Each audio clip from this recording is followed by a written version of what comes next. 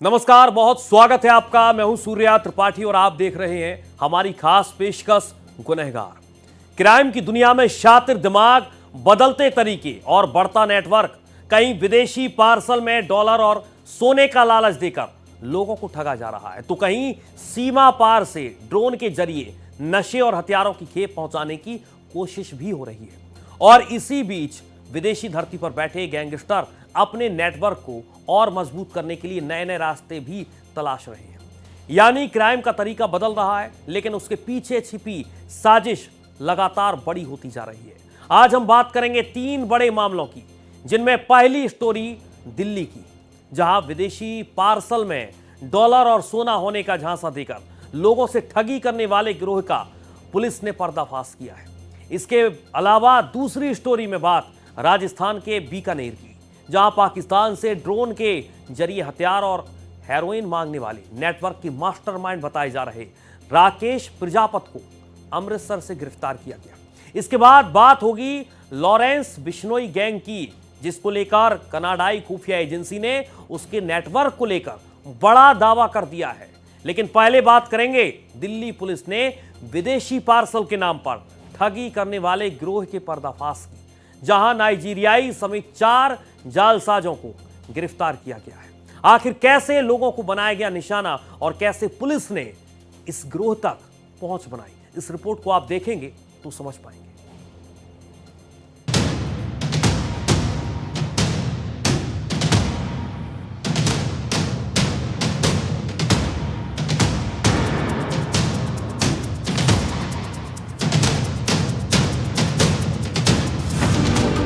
दिल्ली में साइबर ठगी के एक ऐसे मामले ने लोगों को हैरान कर दिया है, जिसमें विदेश से आने वाले एक पार्सल के नाम पर लाखों रुपए का खेल कर दिया गया।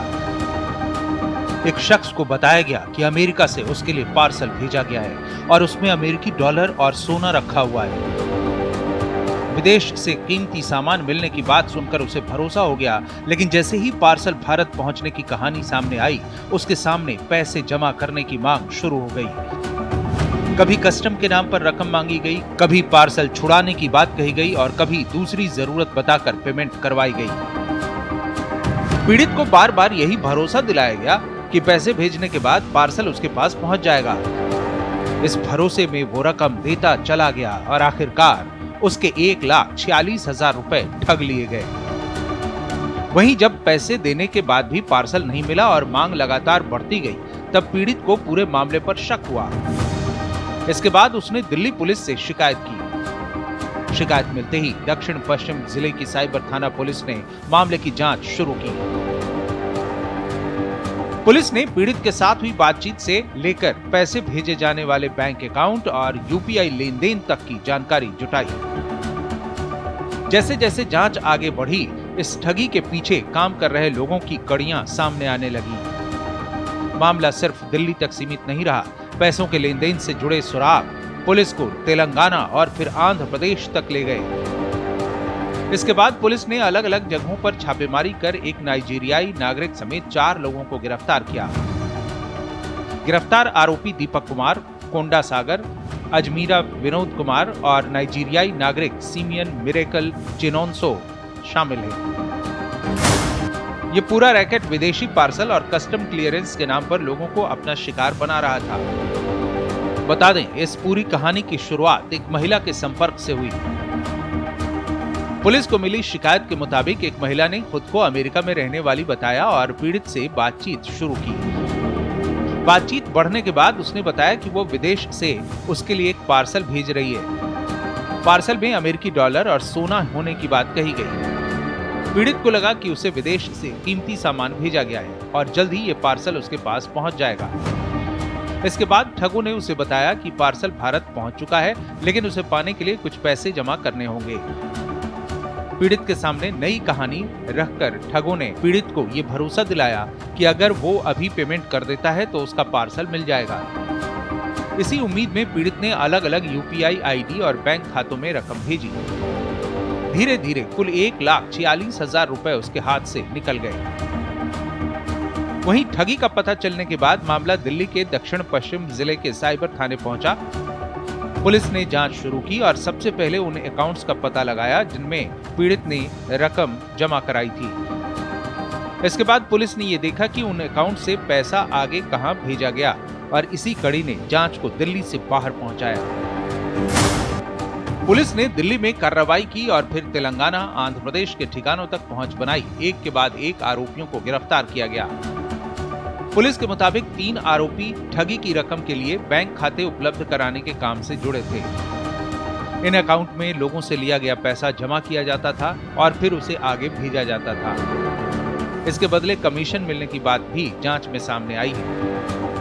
Police station cyber south west district की टीम ने एक inter state impersonation cyber fraud syndicate को बस्ट किया है, जिसके तहत हमने 4 अभियुक्तों की गिरफ्तारी की है। दिनांक 31 मार्च 2026 को हमें एक शिकायत प्राप्त हुई थी, जिसमें शिकायतकर्ता ने बताया था कि उन्हें व्हाट्सएप पर चैट्स और फोन कॉल्स के माध्यम से यूएस सिटीजन बनकर फ्रॉड किया गया है तथा गिफ्ट पार्सल और गोल्ड भेजने का झांसा देकर उनसे तकरीबन 1.5 लाख रुपए की धोखाधड़ी की गई है। इसके उपरांत हमने इस मामले में एफआईआर दर्ज करने के बाद इन्वेस्टिगेशन टेकअप किया तथा detail technical analysis, digital evidences की समीक्षा और फाइनेंशियल इन्वेस्टिगेशन के बाद दिल्ली, तेलंगाना और विशाखापट्टनम से 4 अभियुक्तों की गिरफ्तारी की गई, जिसमें से कि एक नाइजीरियन नेशनल है। इस कार्रवाई के दौरान गिरफ्तार किए गए अभियुक्तों से 7 मोबाइल फोन भी रिकवर किए गए हैं और वर्तमान में इस मुकदमे में आगे की कार्रवाई जारी है।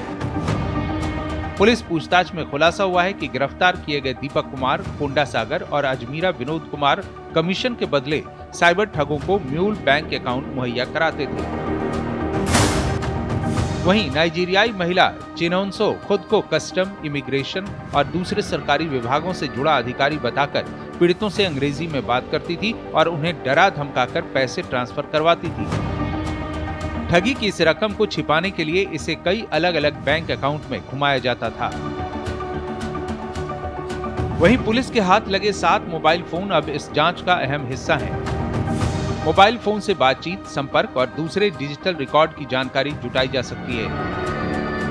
पुलिस ये पता लगाने की कोशिश कर रही है कि इन आरोपियों के संपर्क में और कौन-कौन लोग थे और क्या इसी नेटवर्क के जरिए पहले भी किसी दूसरे व्यक्ति से पैसे लिए गए थे।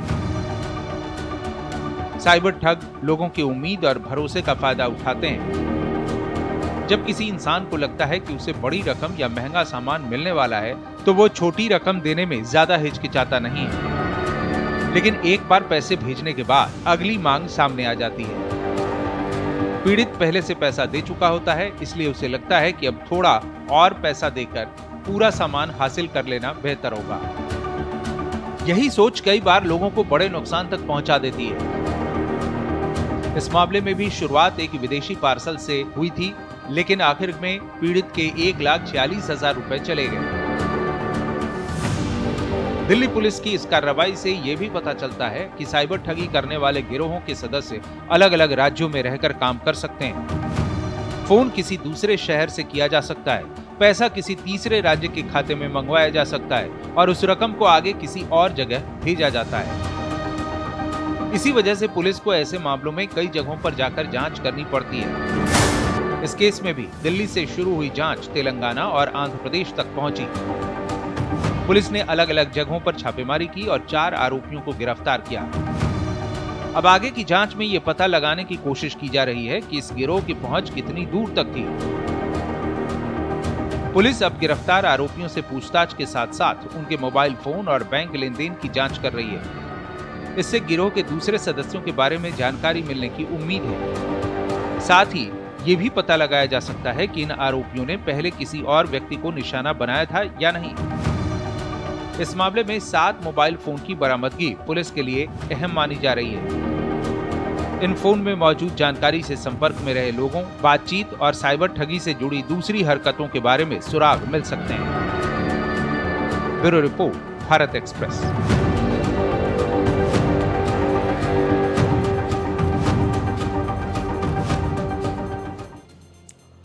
विदेशी पार्सल के नाम पर ठगी करने वाले गिरोह पर दिल्ली पुलिस ने बड़ी कार्रवाई की है।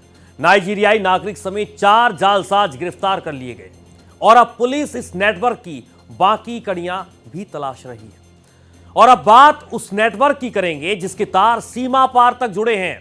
पाकिस्तान से ड्रोन के जरिए हथियार हेरोइन मंगाने वाले मास्टरमाइंड राकेश प्रजापति को बीकानेर पुलिस ने अमृतसर से गिरफ्तार किया है। गिरफ्तारी के बाद अब इस पूरे नेटवर्क के कई बड़े राज खुलने की उम्मीद भी है। आखिर कैसे चलता था ये नेटवर्क और कौन कौन है इसके पीछे, इस रिपोर्ट को आप देखिए और समझिए।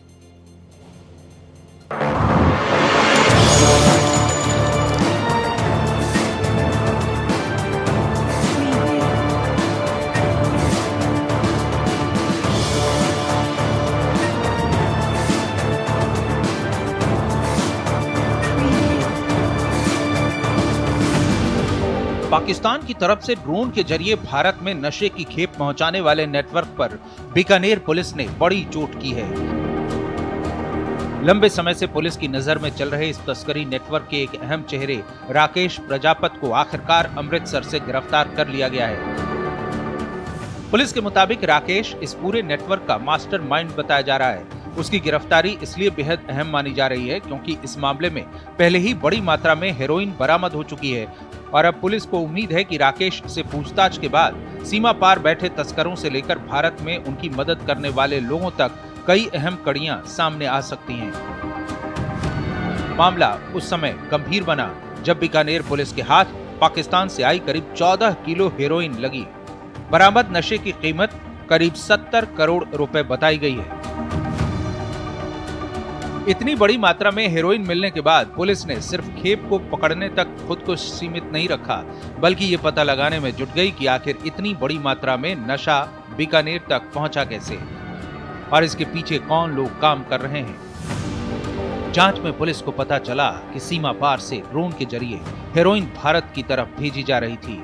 ड्रोन के जरिए नशे की खेप सीमा के नजदीक पहुंचाने और फिर उसे जमीन पर मौजूद लोगों के जरिए आगे भेजने की बात जांच में सामने आई। इस पूरे नेटवर्क को पकड़ना पुलिस के लिए बड़ी चुनौती थी क्योंकि इसमें अलग अलग जगहों पर मौजूद लोगों का इस्तेमाल किया जा रहा था।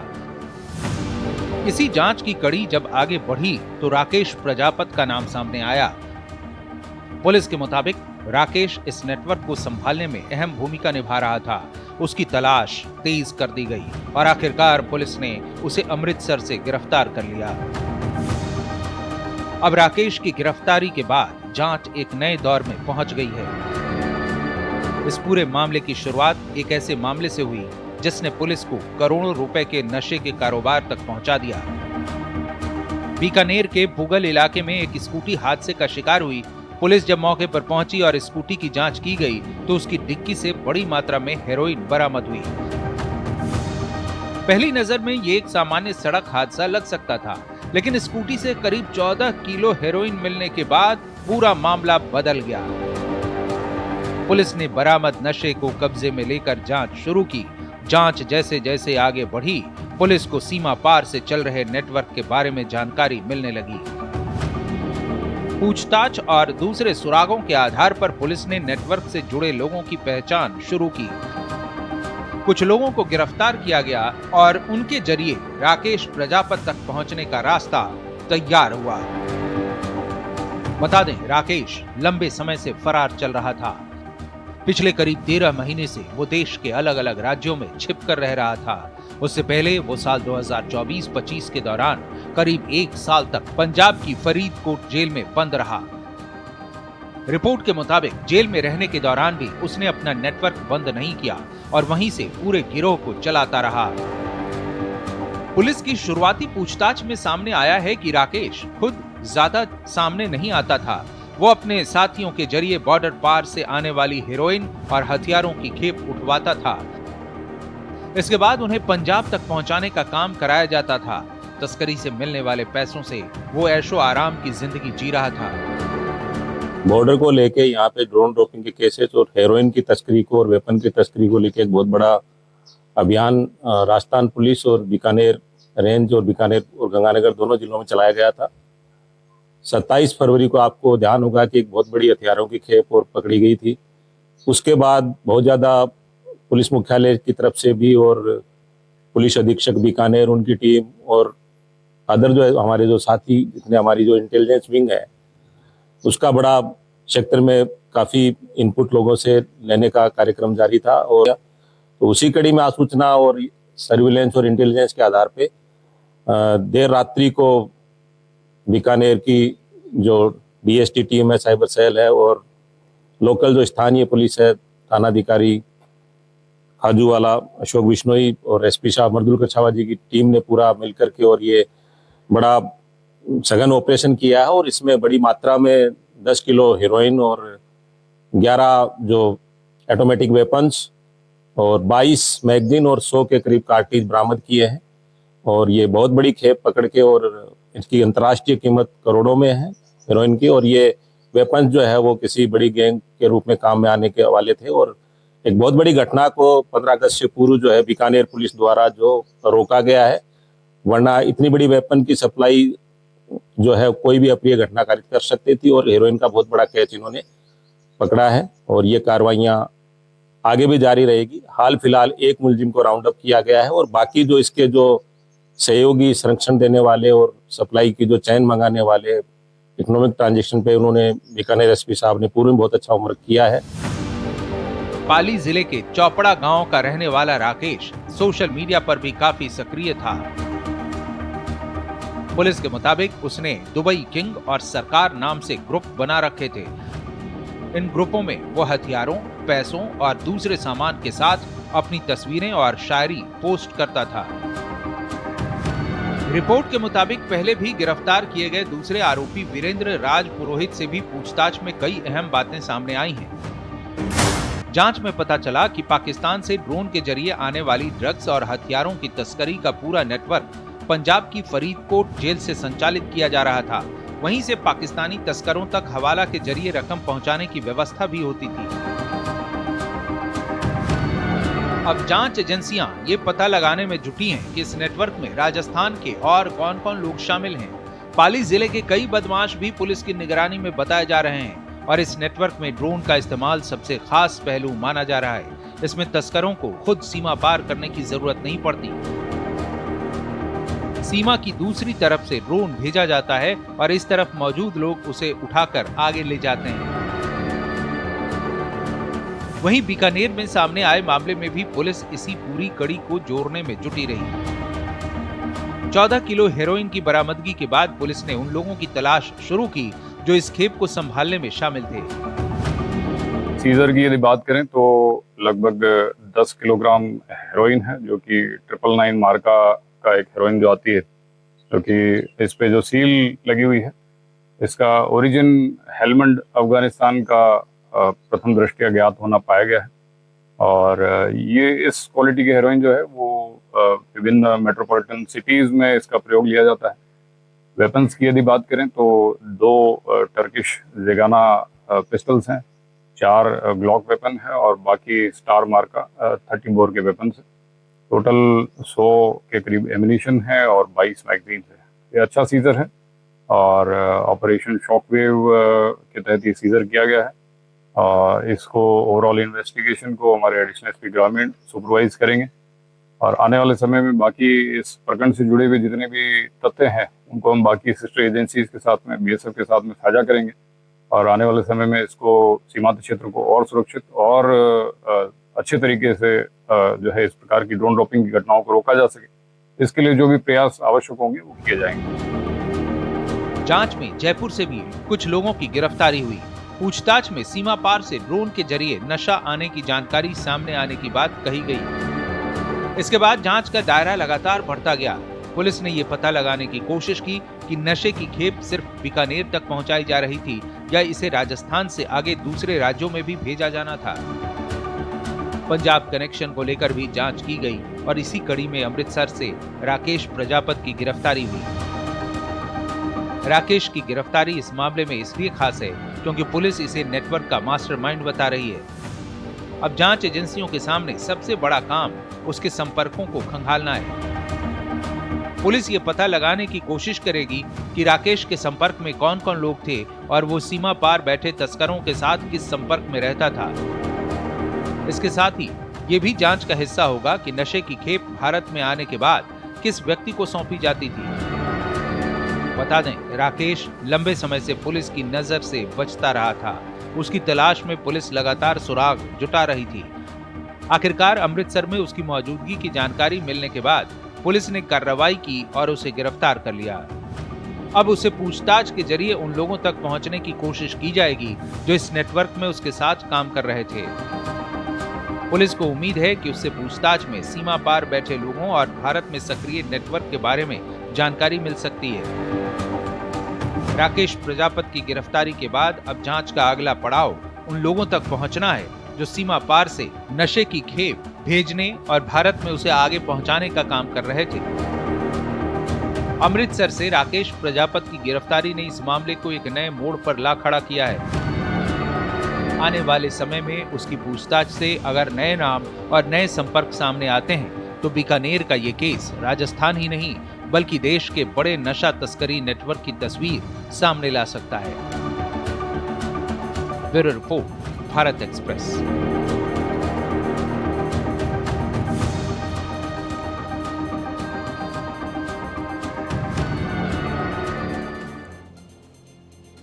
तो पाकिस्तान से ड्रोन के जरिए हथियार और हेरोइन मंगाने के मामले में मास्टरमाइंड बताए जा रहे राकेश प्रजापति की गिरफ्तारी के बाद अब इस नेटवर्क के कई राज खुलने की उम्मीद है। और अब बात तीसरी रिपोर्ट की। लॉरेंस बिश्नोई गैंग को लेकर कनाडाई खुफिया एजेंसी ने बड़ा आरोप लगाया है। दावा यह भी है कि गैंग स्टूडेंट और वर्क परमिट के जरिए कनाडा में अपना नेटवर्क बढ़ाने की कोशिश कर रहा है। आखिर क्या है ये पूरा मामला और कनाडाई एजेंसी ने क्या क्या दावे किए, इस रिपोर्ट को आप देखिए और समझिए।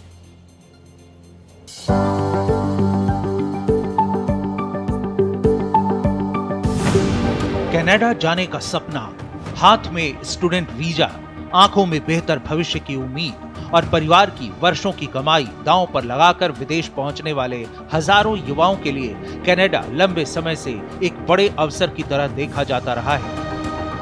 लेकिन अब इसी इमिग्रेशन सिस्टम को लेकर एक ऐसी रिपोर्ट सामने आई है जिसने कनाडा ही नहीं बल्कि भारत और खासकर पंजाब से जुड़े लोगों के बीच भी गंभीर सवाल खड़े कर दिए हैं।